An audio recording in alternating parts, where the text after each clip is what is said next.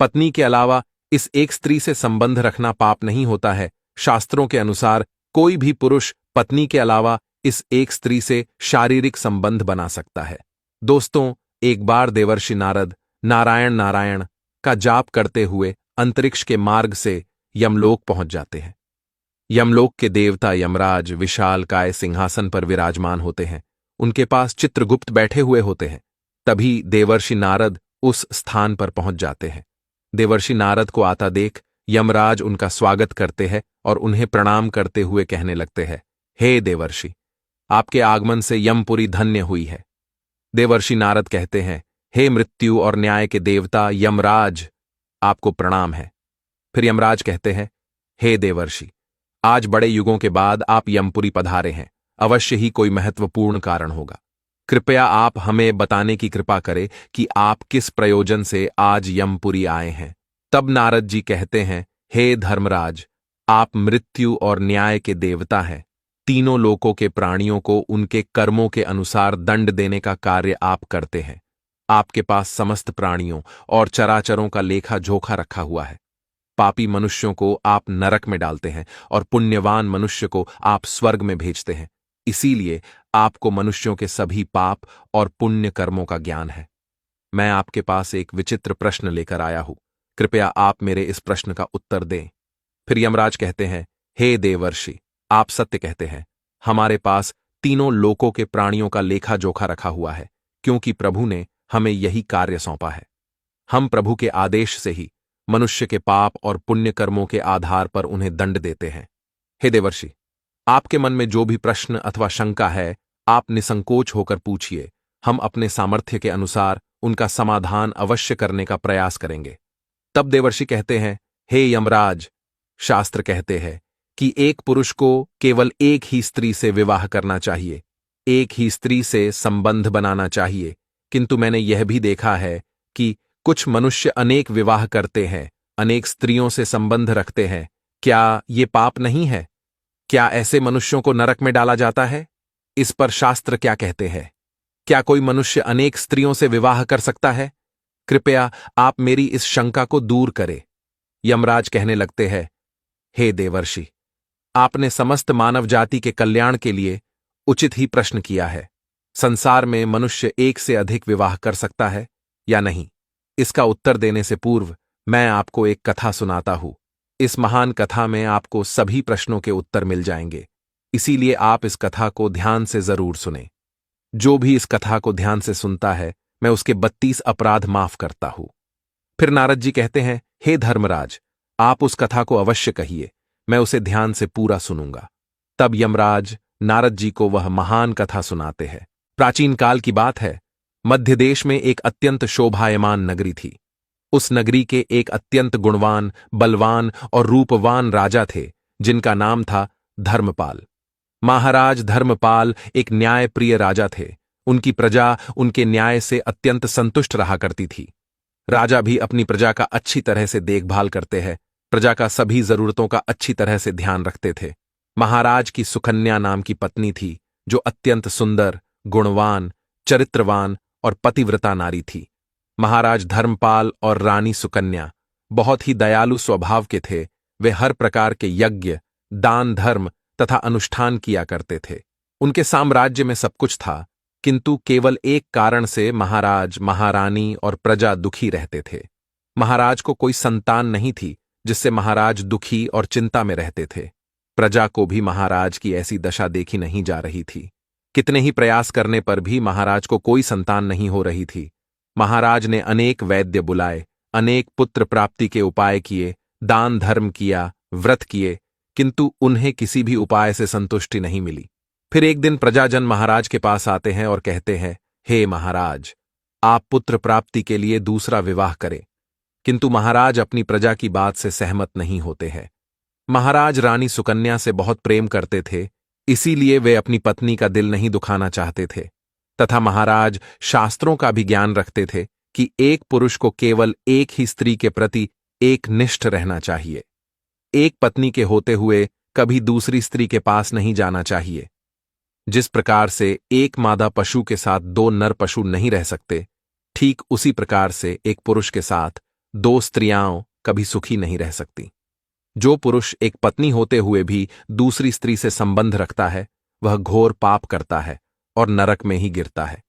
इसी कारण से महाराज दूसरा विवाह नहीं करना चाहते थे। फिर प्रजाजन महारानी के पास जाकर उनसे आग्रह करते हैं कि वे महाराज को दूसरा विवाह करने के लिए मनाएं। तब रानी सुकन्या भी प्रजा के दुख समझती है और महाराज के पास आकर कहने लगती है, हे स्वामी, आप कृपया दूसरा विवाह कर लीजिए। हमारे राज्य को भविष्य में एक राजा की आवश्यकता पड़ सकती है। फिर महाराज रानी को भी मना करते हैं और कहते हैं, हे प्रिय, यदि मैं दूसरा विवाह भी कर लूंगा तो मैं पाप का भागी बन जाऊंगा, मुझे नरक में ही जाना पड़ेगा। और तुम बताओ, क्या तुम मेरे दूसरे विवाह से खुश रह पाओगी? तब रानी कहती है, हे स्वामी, आपकी खुशी में ही मेरी खुशी है। मैं मेरी सौतन को अपनी बहन मानकर प्यार दूंगी। कृपया आप संकोच ना करें। मुझे इससे क्षण मात्र भी दुख नहीं होगा। मैं आपको विवाह के लिए सहमति देती हूं। तब महाराज कहते हैं, हे देवी, किंतु मुझे उस पाप से कौन बचाएगा जो एक स्त्री के होते हुए भी दूसरी स्त्री के साथ संबंध रखने से मिलता है। इस पाप से कोई मुक्ति नहीं है। मैं ऐसा घोर अनर्थ नहीं करना चाहता। उधर स्वर्ग लोक से महाराज के सभी पूर्वज इस घटनाक्रम को देख रहे होते हैं। वे अपने पुत्र के ऐसे व्यवहार से अत्यंत दुखी हो जाते हैं। यदि महाराज को पुत्र नहीं होगा तो कुल का विनाश हो जाएगा। इसी भय से सभी पूर्वज बहुत दुखी हो जाते हैं। फिर एक दिन सभी पूर्वज महाराज के सपने में आकर उन्हें दर्शन देते हैं और कहते हैं, हे पुत्र, तुम्हारे कारण हमारी दुर्गति हो रही है, हमारे कुल का विनाश हो रहा है। तब महाराज अपने पूर्वजों से कहते हैं, हे महात्माओं, मैंने ऐसा कौन सा पाप किया है जो आप सभी इतने दुखी हुए हैं?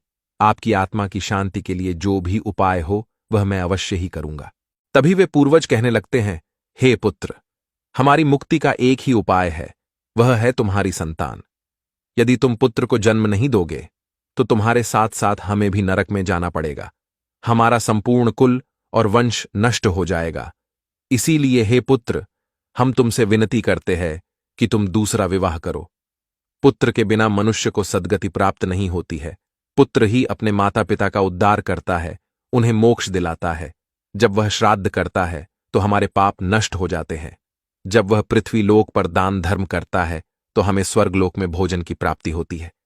इसीलिए हे पुत्र, तुम शीघ्र ही पुत्र की प्राप्ति के लिए कोई उपाय करो। अपने पितरों की बात सुनकर भी महाराज दूसरा विवाह करने के लिए तैयार नहीं होते हैं। फिर सभी पितृगण दुखी होकर यमराज के पास जाते हैं और उनसे विनती करते हुए कहते हैं, हे धर्मराज, कृपया हमारे कुल की रक्षा कीजिए। हमारे पुत्र की कोई संतान नहीं है और संतान के बिना हमारा कुल नष्ट हो जाएगा।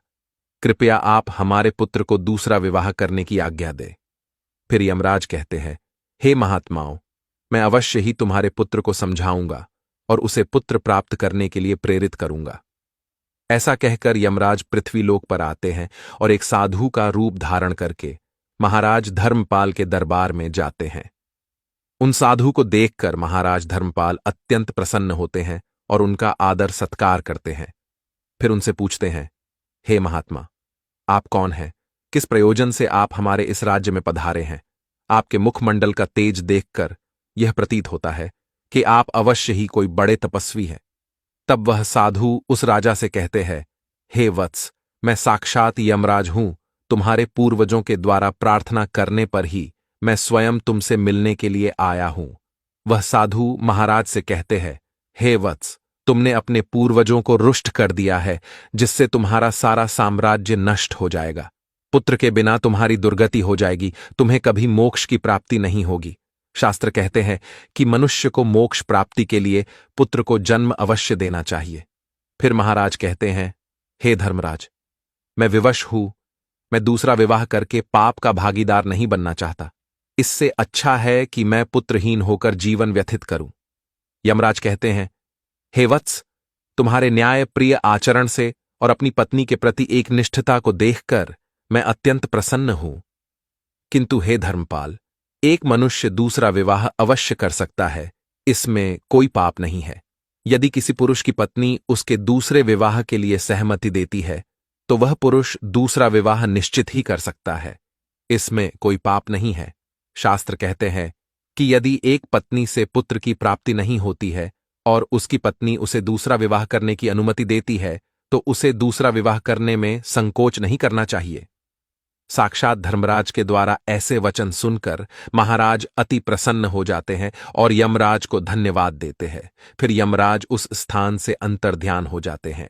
महाराज धर्मपाल अपनी पत्नी सुकन्या के पास जाते हैं और उससे दूसरा विवाह करने की अनुमति मांगते हैं। तो महारानी सुकन्या उन्हें दूसरा विवाह करने की अनुमति दे देती है।